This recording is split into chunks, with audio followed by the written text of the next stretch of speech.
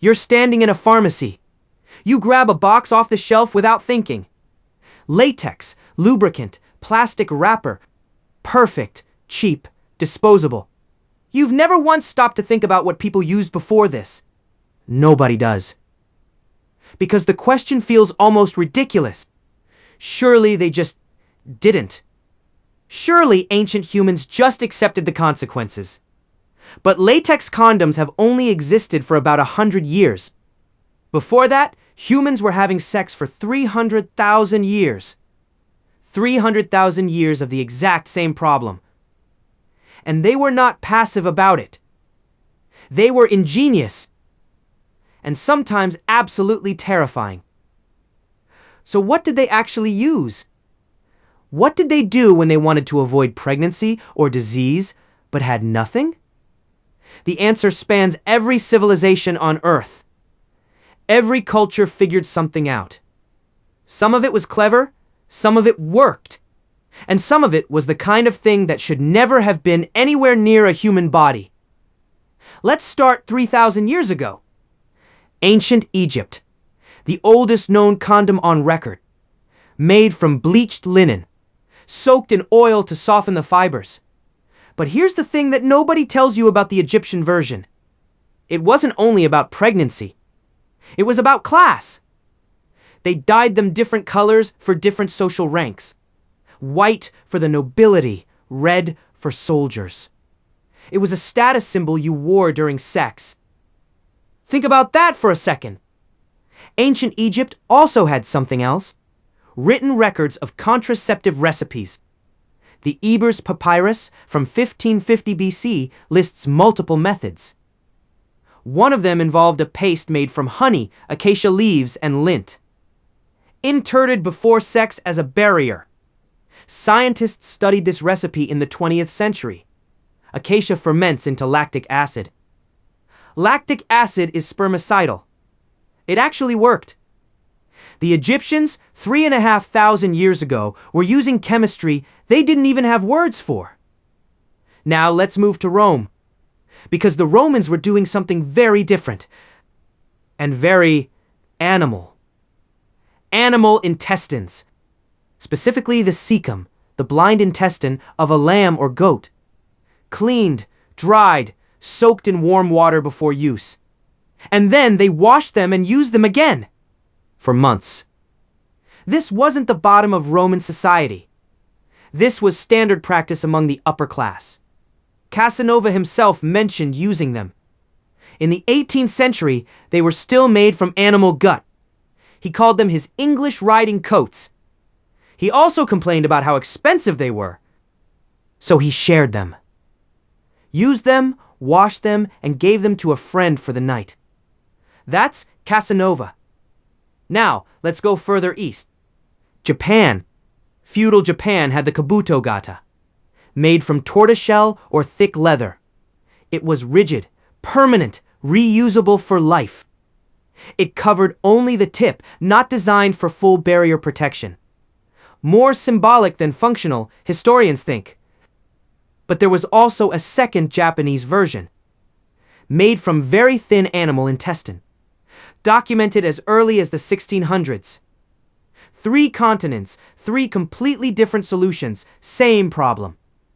But none of this is the most disturbing part. Let's talk about what ancient women were actually doing. Because men get the history, but women were the real chemists. Ancient Greek women used olive oil as a spermicide.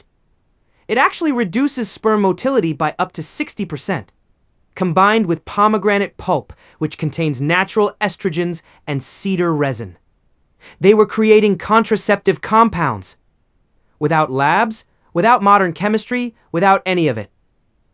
Soranus of Ephesus, a Greek physician in the 2nd century AD, wrote an entire manual on this.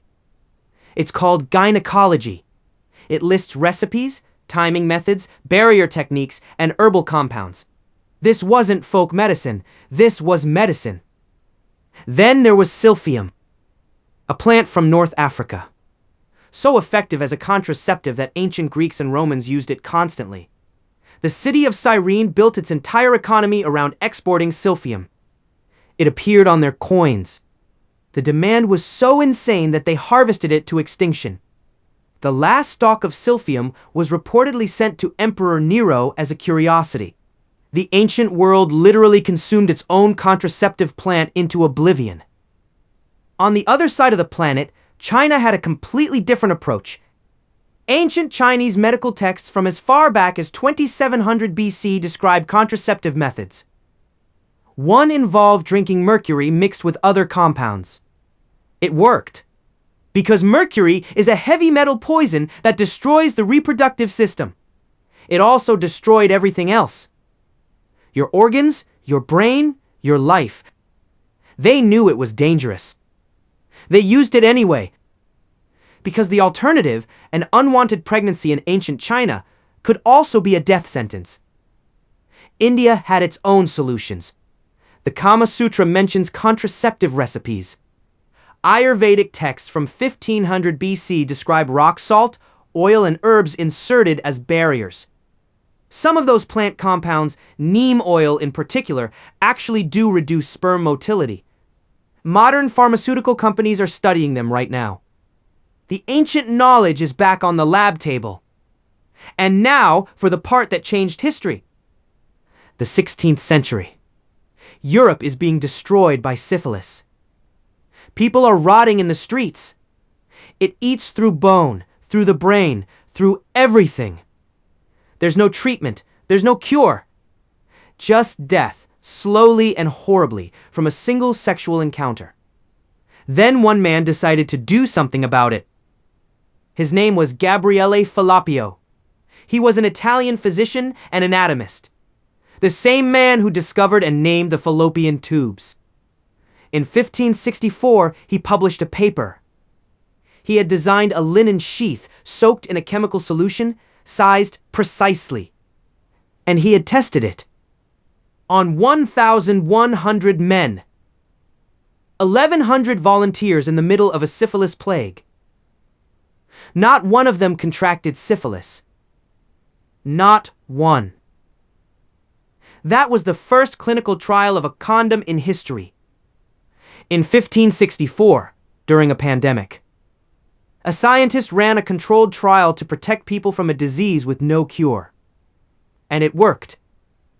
And nobody used it, because the Catholic Church said condoms were sinful. Millions kept dying from syphilis for 3 more centuries, because contraception went underground. Women across Europe and Asia shared herbal recipes in secret. Queen Anne's lace, wild carrot seeds taken daily after sex. Modern research shows they block a hormone required for embryo implantation.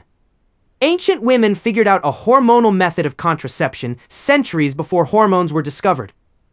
Then there's pennyroyal, a herb used from ancient Greece to medieval Europe to induce menstruation. It works in small doses. In larger doses, it kills you. Women across history used this knowing the line was razor thin. It's still sold in herbal stores today. The rubber condom was invented in 1855. Charles Goodyear had just figured out vulcanized rubber. Someone very quickly realized what else it could be used for. But the first rubber condoms were thick, almost like a bicycle tire. Reusable, of course. People sent them to be washed and repaired at clinics. Like sending shoes to a cobbler. Thin latex only arrived in the 1920s. Mass production made them cheap. World War II changed everything. The US military supplied soldiers with millions of condoms. Not only for the obvious reason, but to waterproof rifle barrels. After the war, soldiers brought the habit home. Mass adoption began. The thing in your pharmacy right now is less than 80 years old. You're back in that pharmacy. You pick up the box. You look at it. 3,000 years of human ingenuity went into what you're holding. Every culture on Earth tried to solve this. With linen, with animal guts, with plants that could kill you.